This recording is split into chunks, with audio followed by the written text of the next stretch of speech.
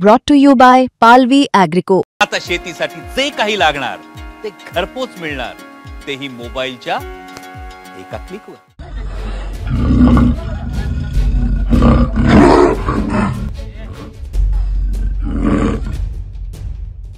गेल्या महिनाभरापासून जुन्नरमध्ये धुमाकूळ घालणाऱ्या नरभक्षक बिबट्याला अखेर ठार करण्यात आले। मंगळवारी रात्री उशिरा करण्यात आलेल्या कारवाईत बिबट्याला गोळी घालण्यात आली। सुरुवातीला रेस्क्यू टीमने त्याला डार्ट मारून बेशुद्ध करण्याचा प्रयत्न केला, परंतु हा प्रयत्न अयशस्वी झाला। चवताळलेल्या बिबट्याने प्रतिहल्ला करताच शार्प शूटरने गोळी झाडली। त्यात बिबट्याचा रात्री 10:30च्या सुमारास मृत्यू झालाय। जुन्नरमध्ये बिबट्याची दहशत गेल्या काही काळापासून वाढत चालली आहे। गेल्या 20 दिवसांमध्ये या नरभक्षक बिबट्याच्या हल्ल्यात 3 जणांचा मृत्यू झालाय। या घटनेनंतर जुन्नर आणि आसपासच्या परिसरातील नागरिक आक्रमक झाले होते। नागरिकांनी वनविभागाची व्हॅन पेटवून दिली होती। त्याचबरोबर पुणे नाशिक महामार्ग 18 तास रोखून धरला होता। नरभक्षक बिबट्याच्या हल्ल्यामुळे त्याला शूट ॲट साईटचे आदेश देण्यात आले होते। त्यानंतर शार्प शूटरच्या टीम या जुन्नरमध्ये दाखल झाल्या। या टीमने एका बिबट्याला जेरबंद देखील केलं, मात्र नरभक्षक बिबट्या मोकाट होता। मंगळवारी रात्री रेस्क्यू टीमने सापळा रचला होता। यात नरभक्षक बिबट्याला अखेर आता ठार करण्यात आलाय। नरभक्षक बिबट्याचे वय अंदाजे 5 ते 6 वर्ष असल्याचं आता समोर आलंय। माणिकडोह बिबट निवारण केंद्रात त्याचा आता पोस्टमॉर्टम करण्यात येणार आहे। दरम्यान आणखी एका बिबट्याला वन विभागाने जेरबंद केलंय।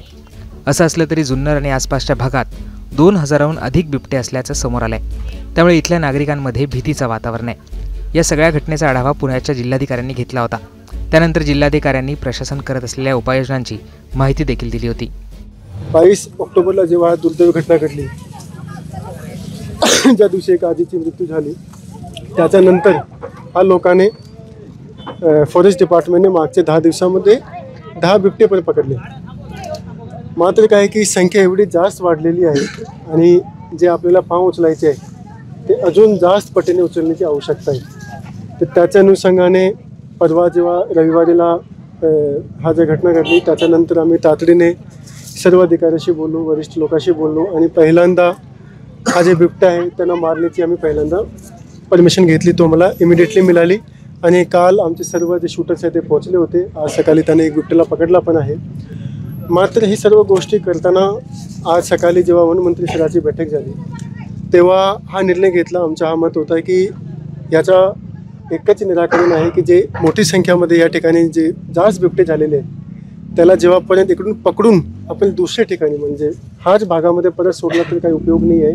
त्यांना पकडून जेव्हापर्यंत आपण दुसरी सुरक्षित ठिकाणी जिथून ते बाहेर परत निघू शकत नाही, शिफ्ट करत नाही, तेव्हापर्यंत हा जे मोठा संकट आपल्या समोर आहे त्याच्यापासून आपण आपल्या ग्रामस्थ लोकांना बाहेर पाडू शकत नाही। तर त्याच्यासाठी वनतारा आपल्याकडे एक मोठा ऑप्शन आहे ज्या ठिकाणी आपण यांना शिफ्ट करू शकतो। तर आजच्या मीटिंगमध्ये हा निर्णय झाला की जेवढे जास्त आपल्याला आवश्यकता आहे तेवढे सर्व पकडून आणि सर्व जे बिबटे आहेत त्यांना वनतारा आणि बाकी ठिकाणी शिफ्ट करायचे आहे।